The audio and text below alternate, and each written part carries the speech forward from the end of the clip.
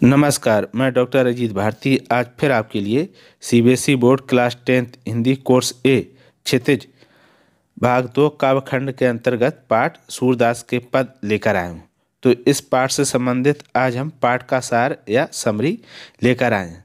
जब हमारे पास समय कम हो और परीक्षा नज़दीक हो या कम टाइम में हमें ज़्यादा अध्ययन करना हो तो हम पाठ की समरी पढ़ के क्या होता है, पाठ का रिवीजन आसानी से कर सकते हैं। तो इस दृष्टि से ये बहुत ही महत्वपूर्ण रहता है, इसीलिए हम आपके सामने इसको लेकर आए। तो चलो शुरू करते हैं।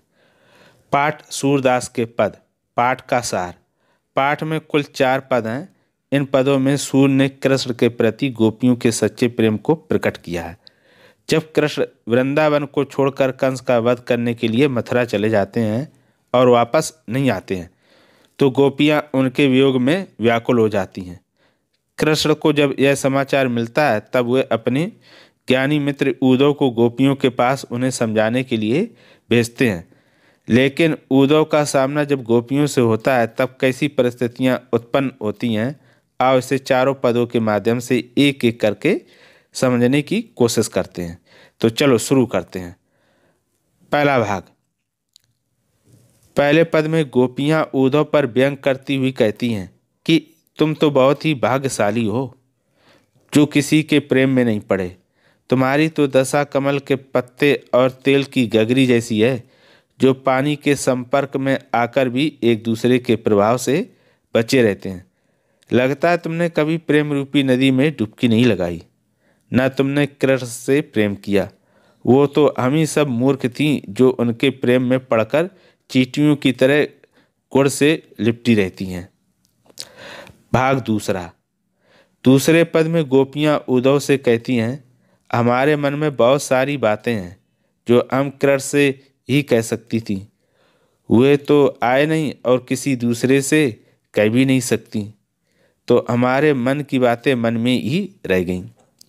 हम सब कृष्ण के आने की प्रतीक्षा में दुख सह रही थीं, लेकिन वे स्वयं तो आए नहीं, उसके स्थान पर योग का संदेश भेज दिया। हम सब एक तो पहले से ही बहुत दुखी थी, योग संदेश ने आकर और बढ़ा दिया। जहाँ से हम कुछ अच्छे समाचार आने की आशा कर रही थी वहीं से ही योग की पूरी धारा बही चली आई। अब हमसे धैर्य नहीं रखा जाता। उन्होंने तो मर्यादा ही तोड़ दी। मर्यादा तो यह होती है कि अगर आपको कोई प्रेम करता है तो आप भी बदले में उससे प्रेम करें। ये पद हो गया दूसरा।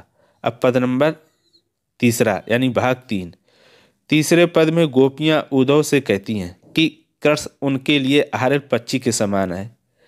जिस प्रकार अहरल पक्षी अपने पंजों से लकड़ी को पकड़े रहता है और किसी भी स्थिति में नहीं छोड़ता है, उसी प्रकार हमने कृष्ण को मन कर्म वचन से अपने हृदय में बसा रखा है। वे दिन रात कृष्ण का नाम लेती रहती हैं। गोपियाँ आगे कहती हैं कि उन्हें योग कड़वी ककड़ी के समान लगती है। योग की जरूरत उन लोगों को है जिनको कृष्ण से प्रेम नहीं है, जिनका मन भटकता रहता है। हमारा मन तो पहले ही कृष्ण में लगा हुआ है, इसलिए इसकी जरूरत हमें नहीं है। भाग 4।